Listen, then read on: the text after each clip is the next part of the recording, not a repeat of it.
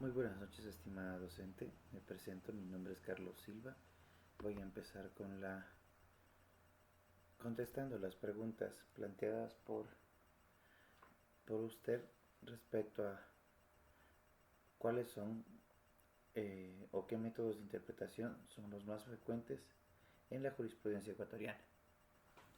Tenemos a continuación los siguientes métodos implementados por la jurisprudencia ecuatoriana, que son la aplicación literal, es decir, que se rige a la parte textual de la norma, en este caso la norma constitucional, en el caso también de la aplicación del método sistemático, que conecta con la disposición y con el conjunto del orden constitucional, la teleológica o finalista, que prioriza el propósito de la norma para la protección de derechos.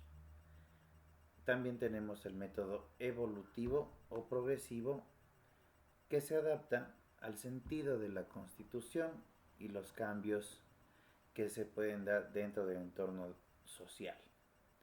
También tenemos lo que es el principio pro persona, que este se sustenta ante las varias interacciones posibles, que privilegia lo más favorable para la persona como tal, teniendo en cuenta que también se aplica el principio de la ponderación y proporcionalidad, que se aplica cuando existe tensión entre los principios y los derechos, dando así de forma justificada la decisión de manera mejor razonada.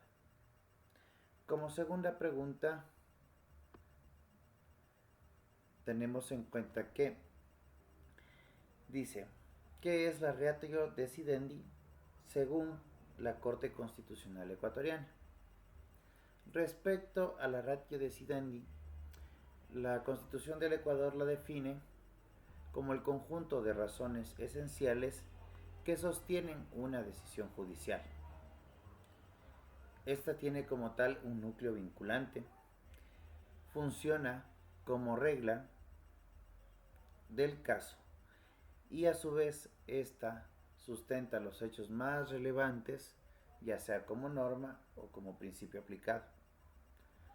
También se considera a la obiter dicta, que son las consideraciones adicionales que aparecen en la sentencia, pero estas obiter dicta como tal no son necesarias para resolver un conflicto como tal y no tienen el mismo carácter vinculante. Eso es respecto a la pregunta número 2. En el caso de la pregunta número 3, que versa sobre qué es el precedente en el sentido estricto según la Corte Constitucional del Ecuador. De acuerdo con la Corte Constitucional, define que el precedente en el sentido estricto se origina del núcleo de la ratio decidendi. Este cumple la función de convertir en regla jurisprudencial y orienta las decisiones futuras en casos similares. Esta se rige por las condiciones que no todo lo dicho en una sentencia se puede considerar un precedente y que el precedente como tal debe de innovar y desarrollar el derecho, no solo ser una simple repetición de una normativa para un caso análogo. Tiene la característica como precedente de ser decisivo, de ser generalizable, y este a su vez tiene un efecto vinculante para los casos posteriores. Respecto a la cuarta pregunta de cuáles son los requisitos de motivación exigidos por la Corte Constitucional del Ecuador, nos regimos de la siguiente manera. Respecto a los requisitos de la motivación que exige la Corte Constitucional, tenemos que tener en cuenta que la Corte exige claridad, suficiencia, verificabilidad, y estos hablan de que la motivación debe ser pertinente y ser comprensible para que se pueda decidir en un sentido y no en otro.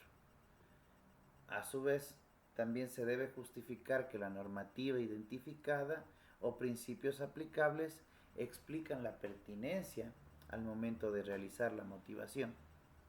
Asimismo, la sustentación fáctica habla de exponer el hecho relevante y su relación con las conclusiones de la motivación como tal. También a su vez, esta observa que no existan vicios en la motivación, ya sea de inexistencia, insuficiencia o apariencia, además de defectos adicionales que pueden ser la incoherencia, la itinerancia, la incongruencia y la incomprensibilidad de la norma.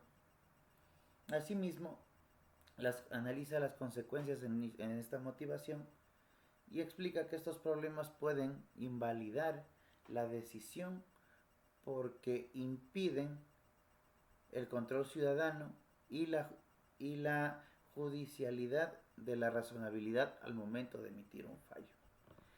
Estimada docente, espero que de esta forma se haya podido entender de forma clara y precisa la presente exposición. Tenga un excelente día, una excelente tarde o noche.